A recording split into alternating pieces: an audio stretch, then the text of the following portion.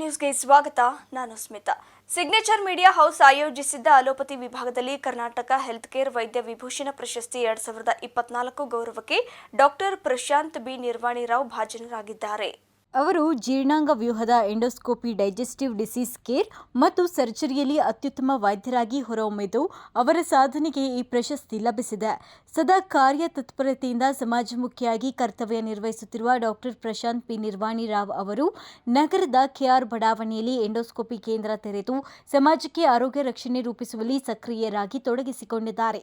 ಬೆಂಗಳೂರಿನ ಪಟೇಲ್ಸ್ ಇನ್ ಕ್ಲಬ್ನಲ್ಲಿ ಆಯೋಜಿಸಿದ್ದ ಕಾರ್ಯಕ್ರಮದಲ್ಲಿ ಡಾಕ್ಟರ್ ಪ್ರಶಾಂತ್ ಬಿ ನಿರ್ವಾಣಿರಾವ್ ಅವರಿಗೆ ಕರ್ನಾಟಕ ಹೆಲ್ತ್ಕೇರ್ ವೈದ್ಯ ವಿಭೂಷಣ ಪ್ರಶಸ್ತಿ 2024ನ ಡಿವೈಎಸ್ಪಿ ಲೋಕಾಯುಕ್ತ ಎಲ್ವೈ ರಾಜೇಶ್ ಅವರು ಪ್ರದಾನ ಮಾಡಿದರು. Celebrate your win. This is Karnataka Healthcare Vaidya Vibhushana Prashasti 2024.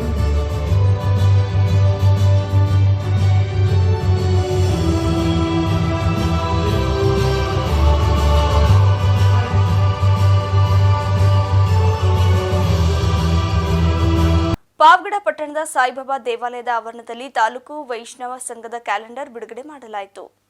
ಜಿಲ್ಲಾ ಸಂಘಟನಾ ಕಾರ್ಯದರ್ಶಿ ಮಂಗಳವಾಡ ಪಾಂಡು ಮಾತನಾಡಿ, ಕ್ಯಾಲೆಂಡರ್ ಬಿಡುಗಡೆ ವರ್ಷದ ಕಾರ್ಯಚಟುವಟಿಕೆಗಳ ಒಂದು ಭಾಗವಾಗಿದೆ. ವೈಷ್ಣವರು ಕೇವಲ ಅರ್ಚಕತ್ವಕ್ಕಷ್ಟೇ ಸೀಮಿತವಾಗಿರದೆ ಎಲ್ಲ ಕ್ಷೇತ್ರಗಳಲ್ಲೂ ಮುನ್ನಡೆಯಬೇಕು, ಇನ್ನಷ್ಟು ಸಂಘಟಿತರಾಗಿ ಉತ್ತಮ ಭವಿಷ್ಯವನ್ನು ರೂಪಿಸಿಕೊಳ್ಳಬೇಕು ಅಂತ ತಿಳಿಸಿದರು. ಕಾರ್ಯಕ್ರಮದಲ್ಲಿ ತಾಲೂಕು ವೈಷ್ಣವ ಸಂಘದ ಅಧ್ಯಕ್ಷ ಭೀಮನಕುಂಟೆ ಸಂಪತ್, ಜಿಲ್ಲಾ ನಿರ್ದೇಶಕ ದರ್ಶನ್, ಮಂಗಳವಾಡ ಪಾಂಡು, ಎಲ್ಐಸಿ ಡಿಒ ಅಶ್ವಥ್, ಪೆಮ್ಮನಹಳ್ಳಿ ಶ್ರೀನಾಥ್ ಇನ್ನಿತರ ಮುಖಂಡರು ಹಾಜರಿದ್ದರು. ಶ್ರೀನಾಥ್ ಪಿಜಿ, ಅಮೋಕ್ ಟಿವಿ, ಪಾವಗಡ. ದೇವನಹಳ್ಳಿ ತಾಲೂಕು ವಿಜಯಪುರ ಪಟ್ಟಣದ ಪ್ರವಾಸಿ ಮಂದಿರದಲ್ಲಿ ಮಾಜಿ ಪ್ರಧಾನಿ ಮನಮೋಹನ್ ಸಿಂಗ್ ಅವರಿಗೆ ಕಾಂಗ್ರೆಸ್ ಸಮಿತಿಯಿಂದ ಶ್ರದ್ಧಾಂಜಲಿ ಸಲ್ಲಿಸಲಾಯಿತು. ಬೆಂಗಳೂರು ಅಂತಾರಾಷ್ಟ್ರೀಯ ವಿಮಾನ ನಿಲ್ದಾಣ ಪ್ರದೇಶ ಯೋಜನಾ ಪ್ರಾಧಿಕಾರದ ಸದಸ್ಯ ವಿ ಮಂಜುನಾಥ್ ಮಾತನಾಡಿ, ವಿಶ್ವದ 4ನೇ ದೊಡ್ಡ ಆರ್ಥಿಕ ಶಕ್ತಿಯಾಗಿ ಹೊರಹೊಮ್ಮಿಸಲು ಪ್ರಮುಖರಾಗಿ ಮನಮೋಹನ್ ಸಿಂಗ್ ಅವರು ಕಾರಣ ಅಂದರೆ ತಪ್ಪಾಗಲಾರದು. G20 ಸಭೆಗಳಲ್ಲಿ ಹಲವು ದೇಶಗಳು ಡಾಕ್ಟರ್ ಮನಮೋಹನ್ ಸಿಂಗ್ ಅವರ ಬಳಿ ಆಗಮಿಸಿ ನಮ್ಮ ದೇಶ ಆರ್ಥಿಕ ಸಂಕಷ್ಟದಲ್ಲಿನ ನಿವಾರಣೆಗಾಗಿ ಸಲಹೆ ಕೇಳಿದನ ಸ್ಮರಿಸಬಹುದು.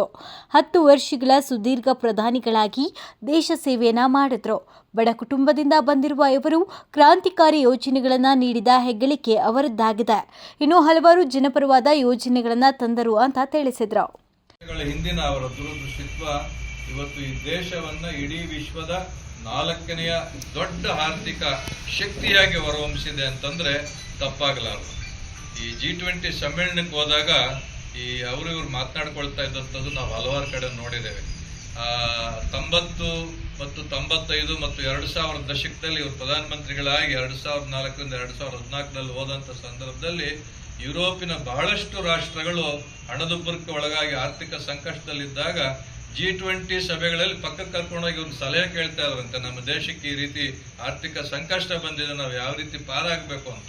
ಸ್ಪೇನು, ಇಟಲಿ, ಫ್ರಾನ್ಸು, ಜರ್ಮನಿ ಇಂಥದವರೆಲ್ಲ ಇವರು ಸಲಹೆ ಕೇಳ್ತಾ ಇದ್ರು ಅನ್ನೋದು ನಮಗೊಂದು ಹೆಮ್ಮೆ. ಹಾಗೆ 10 ವರ್ಷಗಳ ಸುದೀರ್ಘ ಕಾಲ ಈ ರಾಜ್ಯದ ಪ್ರಧಾನಮಂತ್ರಿಗಳಾಗಿ ಜವಾಹರಲಾಲ್ ನೆಹರು ಮತ್ತು ಇಂದಿರಾ ಗಾಂಧಿ ಅವರ ನಂತರ 3ನೇವರು ಅತಿ ದೀರ್ಘಕಾಲ ಈ ದೇಶದ ಪ್ರಧಾನಮಂತ್ರಿಯಾಗಿ ಸೇವೆ ಮಾಡಿದಂಥವರು ಡಾಕ್ಟರ್ ಮನಮೋಹನ್ ಸಿಂಗ್ ರವರು. ತಮ್ಮ ಬಡತನದ ದಿನಗಳನ್ನು ಅವರು ಮರ್ತಿರ್ಲಿಲ್ಲ. ಅದೇ ಕಾರಣಕ್ಕೆ ಅವರು ಕ್ರಾಂತಿಕಾರಿ ಆಗಬಹುದಾದಂಥ ಯೋಜನೆಗಳನ್ನ ತಮ್ಮ ಪ್ರಧಾನಮಂತ್ರಿ ಆಗಿದ್ದಂಥ ಸಂದರ್ಭದಲ್ಲಿ ತೆಗೆದುಕೊಂಡು ಬಂದರು. ಮೊದಲನೇದು ಗ್ರಾಮೀಣ ಭಾಗಗಳಿಗೆ ಉದ್ಯೋಗ ಖಾತ್ರಿ ಬರ್ತಕ್ಕಂಥ ನರೇಗಾ ತಂದರು. ಮತ್ತು ಈ ದೇಶದ ಕಟ್ಟ ಕಡೆಯ ಪ್ರಜೆಯು ಕೂಡ ಆಹಾರ ಭದ್ರತೆ ಒದಗಿಸ್ಕೋಬೇಕು, ಅವರಿಗೆ ಆಹಾರ ಸಿಗಬೇಕು ಅಂತೇಳಿ ಫುಡ್ ಸೆಕ್ಯೂರಿಟಿ ಬಿಲ್ ತಂದರು. ಆಡಳಿತದಲ್ಲಿ ಪಾರದರ್ಶಕತೆ ಇರಬೇಕು ಅಂತ RTI ಅನ್ನ ಜಾರಿಗೆ ತಂದರು, ಆಧಾರ್ ಕಾರ್ಡ್ ಜಾರಿಗೆ ತಂದರು. ಈ ರೀತಿ 10 ಹಲವು ಸುಧಾರಣೆಗಳನ್ನು ತರುವ ಮುಖಾಂತರ ಈ ದೇಶವನ್ನು ಅತ್ಯಂತ ಯಶಸ್ವಿಯಾಗಿ ಆರ್ಥಿಕ ಸುಸ್ಥಿರತೆಗೆ, ಆರ್ಥಿಕ ಕ್ರಾಂತಿಗೆ, ಔದ್ಯೋಗಿಕ ಕ್ರಾಂತಿಗೆ ಮತ್ತು ಒಂದು ಸಾಮಾಜಿಕ ಕ್ರಾಂತಿಗೆ ಮುನ್ನಡಿಯನ್ನ ಬರೆದಿದ್ದಾರೆ ಅಂತಂದ್ರೆ ತಪ್ಪಾಗಲಾರದು. ಇಂಥ ಒಂದು ಸಂದರ್ಭದಲ್ಲಿ ಇವತ್ತು ಶ್ರದ್ಧಾಂಜಲಿ ಕಾರ್ಯಕ್ರಮದಲ್ಲಿ ಪುರಸಭಾ ಸದಸ್ಯ ರಾಜಣ್ಣ, ನಾರಾಯಣಸ್ವಾಮಿ, ಮಾಜಿ ಸದಸ್ಯ GN ಶ್ರೀನಿವಾಸ್, ಏಜಾಜ್, ಗೌಸ್ ಖಾನ್, ಮುಖಂಡರಾದ ಕೃಷ್ಣಪ್ಪ, ವೇಣುಗೋಪಾಲ್, ಫೈಜಲ್, ವಲಿಜಾನ್, ರಘು, ಹರೀಶ್ ಹಾಗೂ ಇತರರು ಹಾಜರಿದ್ದರು. ಅಕ್ಷಯ್ ವಿ, ಅಮೋಕ್ ಟಿವಿ, ದೇವನಹಳ್ಳಿ. ರಾಜ್ಯ ಸರ್ಕಾರದ ಆದೇಶದಂತೆ ಚಿಂತಾಮಣಿ ತಾಲೂಕಿನ ಕೋನಪಲ್ಲಿ ಗ್ರಾಮ ಪಂಚಾಯಿತಿಯ ಆವರಣದಲ್ಲಿ ಮಹಿಳಾ ಮತ್ತು ಮಕ್ಕಳ ಗ್ರಾಮ ಸಭೆ ಆಯೋಜನೆ ಮಾಡಲಾಗಿತ್ತು.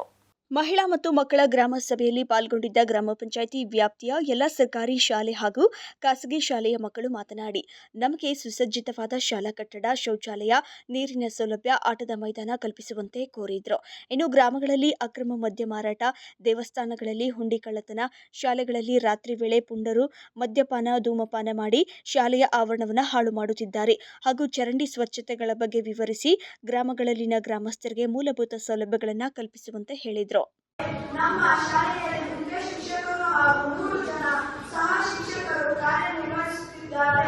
ನಮ್ಮ ಶಾಲೆ ಕ್ಲಸ್ಟರ್ನಲ್ಲಿಯೇ ಅತಿ ಹೆಚ್ಚು ಮಕ್ಕಳು ವ್ಯಾಸಂಗ ಮಾಡುತ್ತಿದ್ದಾರೆ.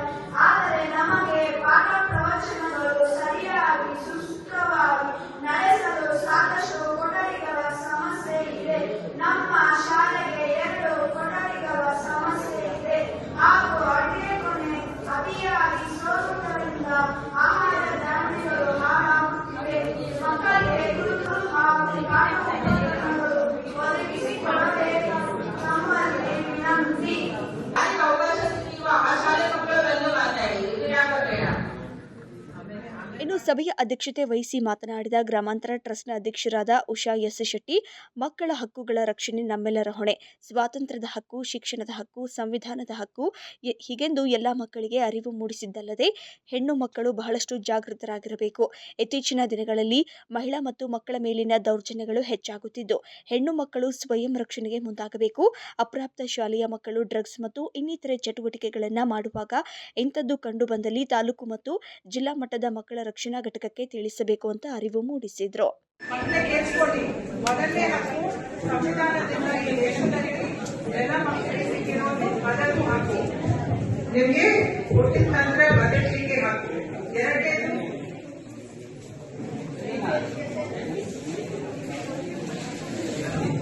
ಎರಡನೇದು ರಕ್ಷಣೆ ಹಕ್ಕು.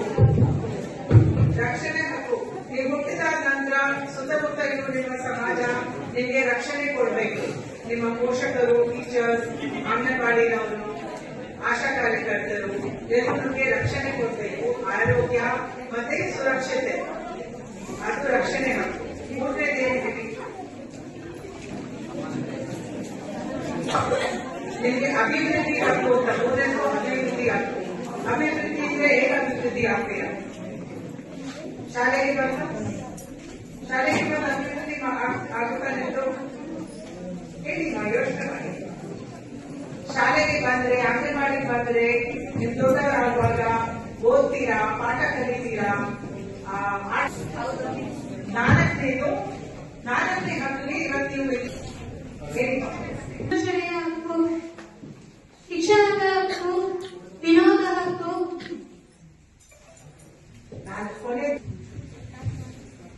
ನಿಮ್ಮ ಕೊನೆ ಹಕ್ಕು ರೈಟ್ ಟು ಪಾರ್ಟಿಸಿಪೇಟ್, ಭಾಗವಹಿಸುವ ಹಕ್ಕು.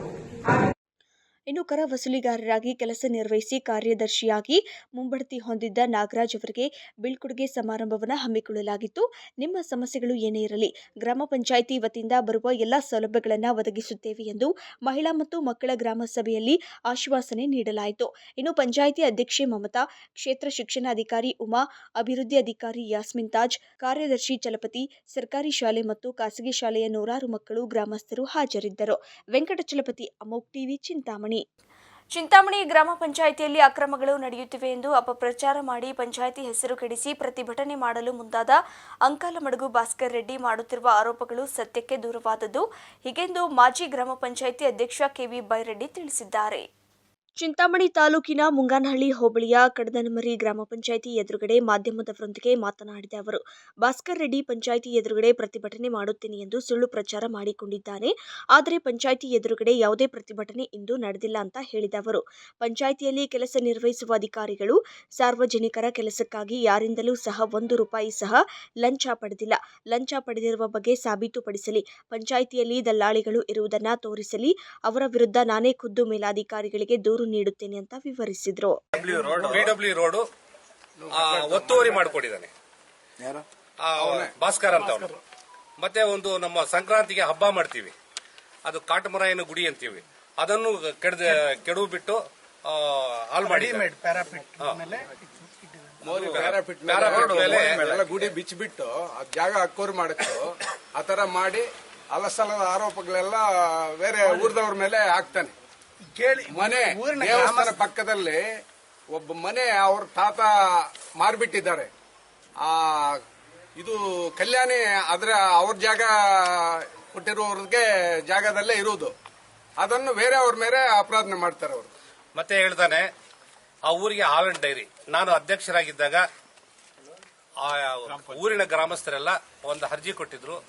ಗ್ರಾಮ ಠಾಣೆಯಲ್ಲಿರ್ತಕ್ಕಂಥ ಒಂದು ಡೈರಿಗೆ ಜಾಗ ಬೇಕು ಅಂತೇಳಿ ಅದನ್ನು ಕಾನೂನುಬದ್ಧವಾಗಿ ನಾವು ಅದನ್ನ ಮಂಜೂರು ಮಾಡಿಕೊಟ್ಟು ಅಲ್ಲಿ ಡೈರಿ ಕಟ್ಟಿದ್ದಾರೆ. ಸಾರ್ವಜನಿಕರಿಗೆ ಉಪಯೋಗ ಆಗ್ತಾ ಇದೆ.